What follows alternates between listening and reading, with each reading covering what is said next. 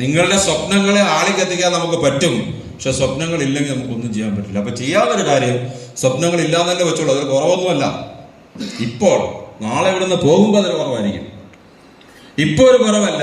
ഇവിടുന്ന് സ്വപ്നങ്ങളൊക്കെ ഉണ്ടാക്കി, സ്വപ്നങ്ങളൊക്കെ എഴുതി, സ്വപ്നങ്ങളിൽ കുറച്ചുകൂടെ ഫോക്കസ് ചെയ്ത് അതിനേക്കാളും കൂടുതൽ ചെയ്തിട്ട് നിങ്ങൾ ഇവിടുന്ന് കൊണ്ട് നിങ്ങളുടെ ജീവിതത്തിൽ നിങ്ങളുടെ വിധി എന്താണോ അത് നിങ്ങൾക്ക് നിശ്ചയിക്കാൻ പറ്റും. AR റഹ്മാൻ ഒരു ഇന്റർവ്യൂവിൽ ചോദിച്ചു അദ്ദേഹത്തിനോട്, do you believe in destiny? നിങ്ങൾ വിധിയിൽ വിശ്വസിക്കുന്നുണ്ടോ? അദ്ദേഹം പറഞ്ഞുണ്ട്, തീർച്ചയായിട്ടും. പക്ഷെ ഞാൻ വിശ്വസിക്കുന്ന ഒരു കാര്യം കൊണ്ടുണ്ട്. അദ്ദേഹം പറഞ്ഞു, എൻ്റെ വിധി നിർണ്ണയിക്കേണ്ട ഒരു നല്ലൊരു പങ്ക് എനിക്കാണുള്ളത്. നമ്മൾ വിചാരിക്കുന്നത് നമ്മൾ അമ്പലത്തിൽ പോയി പ്രാർത്ഥിച്ചിട്ട് ദൈവത്തിന് എന്തെങ്കിലും ഗുണമുണ്ടോ ചെയ്യട്ടെ, അതുകൊണ്ട് നമ്മുടെ വിധി വേറെ ആരോ നിർണ്ണയിക്കും, അങ്ങനെ ഞാൻ വിശ്വസിക്കുന്നില്ല. എൻ്റെ വിധി നിശ്ചയിക്കുന്നത് ഞാനാണ്.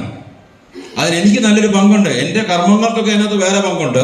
പക്ഷെ എൻ്റെ വിധി, അതിനകത്ത് വലിയ നേട്ടങ്ങൾ ഉണ്ടാക്കാനായിട്ട് എനിക്കത് ക്രിയേറ്റ് ചെയ്യാനും റീക്രിയേറ്റ് ചെയ്യാനും വർക്ക് ചെയ്യാനും റീവർക്ക് ചെയ്യാനുള്ള അധികാരവും അവകാശമുണ്ട്. അതാണ് നമ്മൾ ചെയ്യേണ്ടത്.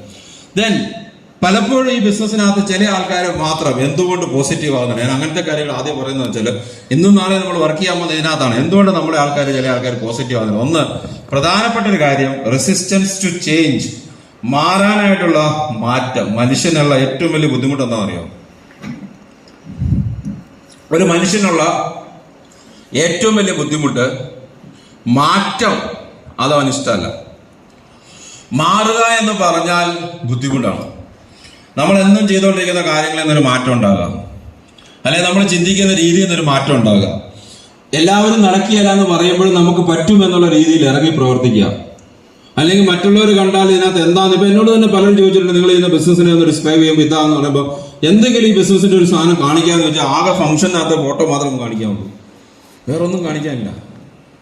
ഞങ്ങളുടെ കോട്ടയത്തെ ഈ ക്രിസ്ത്യൻ സഭകൾ ഇഷ്ടം പോലെ ഉണ്ട്, എല്ലായിടത്തും ഉണ്ടാവും. അവരിങ്ങനെ ഈ സാക്ഷ്യം പറയും, കേട്ടില്ലേ പാസ്റ്റർമാര്. അപ്പൊ